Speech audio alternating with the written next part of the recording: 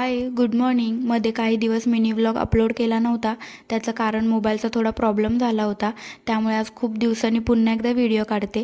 आणि आज नाश्त्यामध्ये काय रेसिपी बनवते त्याचं मी नाव नाही सांगणार, तुम्ही ओळखायचं आहे. त्यासाठी कांदा चॉप करून घेतला, बॉईल केलेले पोटॅटो थोडेसे क्रश केले, पॅनमध्ये तेल टाकून जिरे टाकले आणि कांदा मस्त ब्राऊन होईपर्यंत भाजला.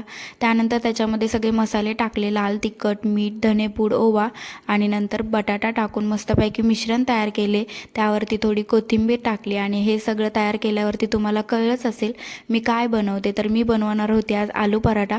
खूप दिवस झालं नाश्त्यामध्ये आलू पराठा बनवला नव्हता, आज बनवावशी वाटला म्हणून तो बनवून घेतला मी. आणि हे सगळं खाल्ल्यानंतर पुन्हा एकदा मला एका ठिकाणी नाश्त्याला बोलवलेलं. काय होता नाश्ता ते तुम्हीच बघा आता.